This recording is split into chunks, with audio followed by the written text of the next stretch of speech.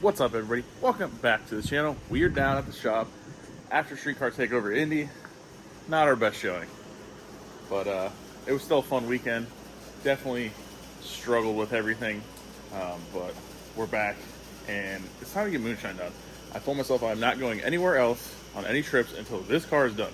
We got like 4 or 5 weeks to get it done, and we got a lot of work to do. So we're gonna give y'all a little bit of an update, show you what we're doing, show you some of the things that we're doing, why we're doing it, and yeah, try to make some progress on this thing because we got a lot of work to do in a little bit of time.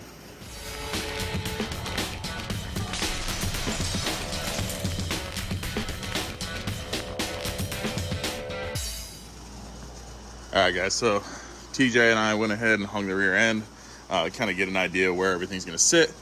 Shock location's good, anti-roll bar location good, upper control arm location good, lower control arm location a little bit weird. So started digging into it. Turns out there was a mix-up when I gave him the measurements. So this housing's actually not the correct one. So it's about 5 inches too narrow. So I have talked to Tin Soldiers. The customer service of these guys is amazing. So I told him what was going on.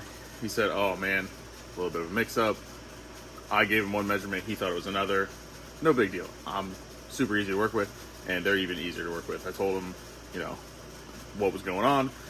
He's like, they basically would take care of everything. Axles, powder coat, whatever I got for this thing. Those guys over there are awesome. So if you guys want to buy like a super quality housing from somebody that stands behind their work, head on over to tinsoldiers.com. I'm not sponsored by them.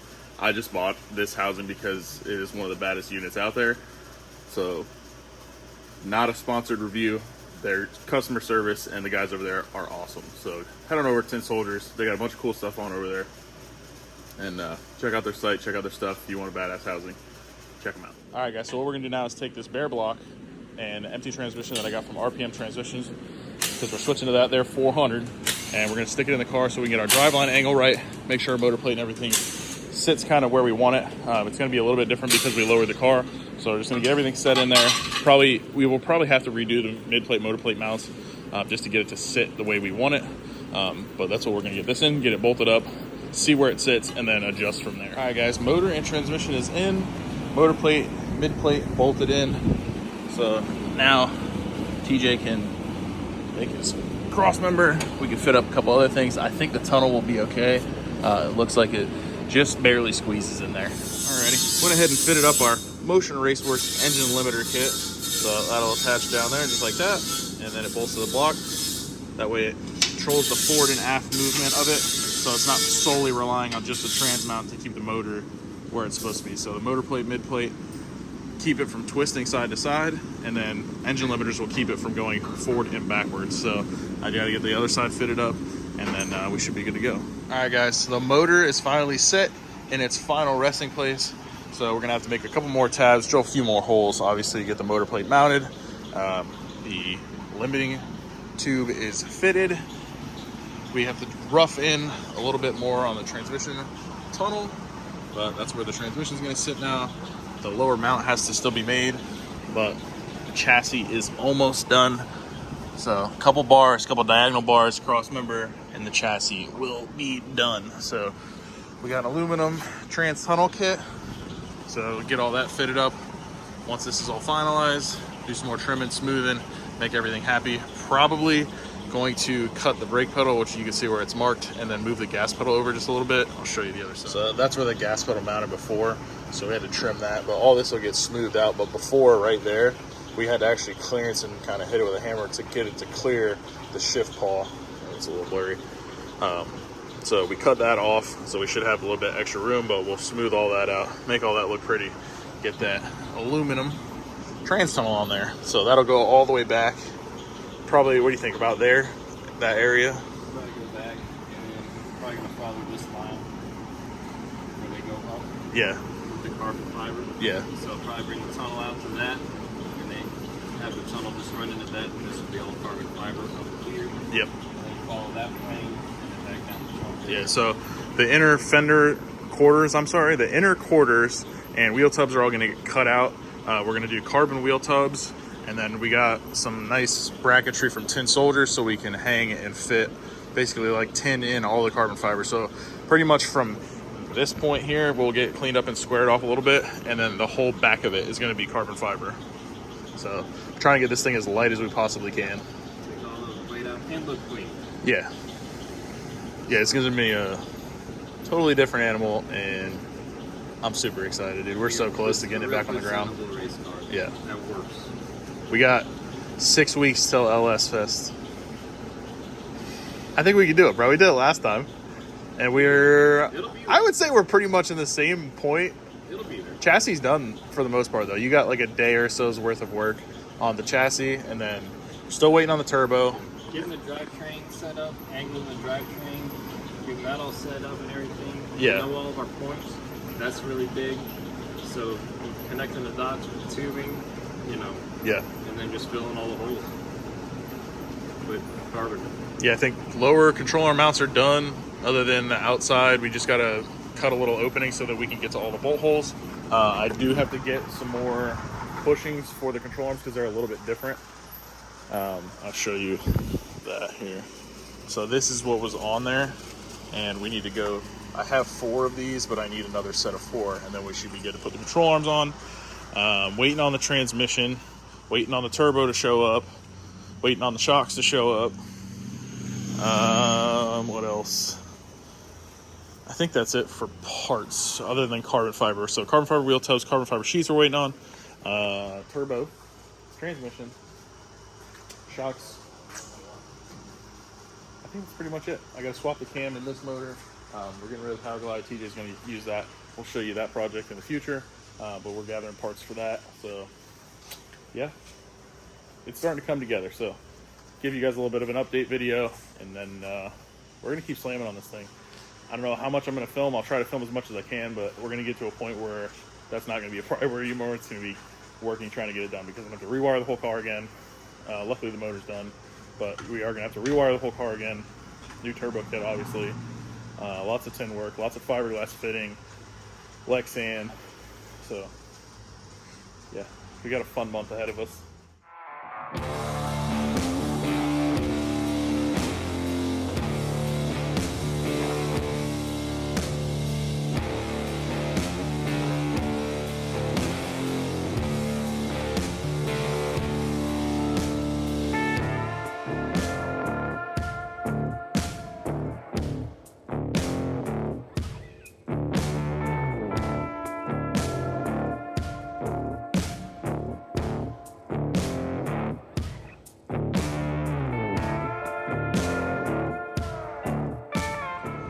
All right, guys, we got us some fresh goodies right here. So we got Moonshine's new axles. Our boys over at Quick Performance hooked us up. Got to get this box open. I believe that's our gear and our new spool. So I went ahead and switched over to 40 spline axles, and I think we did a 389 or 410 gear. I got to get the box open and check it out. I don't exactly remember, but back to the 8th mile setup. So I'm gonna dig the old rear end out of the corner, get that center section out so we can take it on down to Mr. Sam. He's gonna go ahead and do the gear swap for us. Again, shout out to Quick Performance. If you guys need any kind of rear end, gear sets, center sections, axles, anything, go ahead and hit those boys up. They have been hooking us up, sponsoring us. Anything we need, they get us taken care of, and it's all quality parts. So go ahead, check out their website, quickperformance.com. All right, so as I said before, motor transmission is in where it needs to be. Literally all we have left on the chassis is transmission cross motor, which TJ is working on. He's got the bar bent up down there somewhere. A couple diagonal bars and an X-brace, and the chassis side will be complete. So I'm gonna go ahead right now, swap the cam in this motor because we're going to a different turbo, single turbo. So I'm gonna go ahead and change the camshaft, and we're gonna use this camshaft in another project. So we'll show you at a later date. So come along with me while I do that.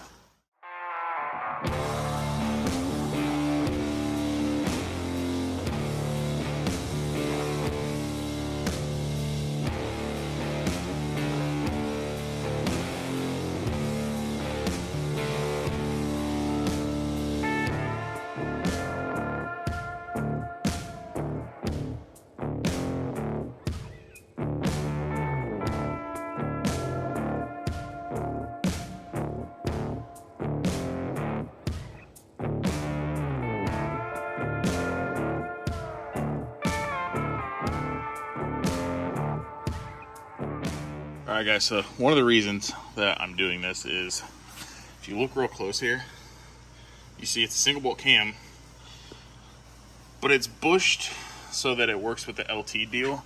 There's a little like brass bushing in there, and it's kind of walking around a little bit. So we're gonna go to a 3-bolt cam. And it's gonna be a little bit better for the single turbo setup anyway. So that's what we gonna do.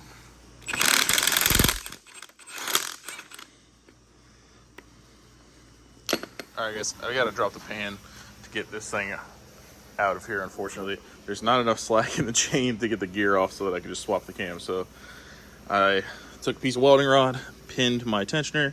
I have the oil pump unbolted, but I gotta get the pan off before I can get all that stuff out of there. And I thought I had all the oil drained out. Apparently I didn't, so I'm just sitting here letting it drain. These are kind of a pain in the butt. I was just gonna loosen the front of the pan and kind of drop it down, but they're RTV'd on from the factory, so I'm just gonna drop the whole pan, clean everything, reseal it, put it back on the right way so we don't have any oil leaks. All right, got the pan off, got our oil pump off, timing gear. That bushing actually just fell out, so good thing we're changing that. So just need a torch bit, spin that camera around a few times, pull it out. Hopefully none of my lift just dropped because I forgot my dowel rods at the house. So we're gonna wing it. All right, guys, so we got our old bump stick out. This one is a 226, 236 on a 114.5 plus 4.5. The new one going in is a 237, 248 on a 117 plus 5. So you can see that on the back. It does have the fuel lobe on it, but we're obviously not gonna use that. It's a 38% lobe on this one. This one's got a 32% lobe, but we're not using that because we're not mechanical fuel injection on this one. So let's slide this puppy in there. We got her all lubed up. None of our lifters fell out yet.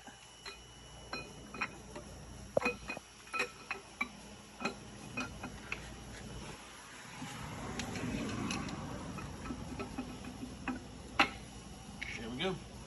Now I just got to time it, put everything back together. I'm gonna clean this pan up real good. You guys can see on these, even from the factory, they're all RTV'd, so I'm gonna clean this up. I'm gonna actually pull this piece out and clean the pan up real good because it's still full of oil even though I tried draining it. So get that all cleaned up, get the bottom of the block cleaned up, put it all back together. All right, so we're using ARP 134-1003 and a GM cam gear 3-bolt, just like an LS3. So I got the crankshaft at the top dead center. I'm gonna line this up and then we'll start putting everything back together. All right, got everything lined up.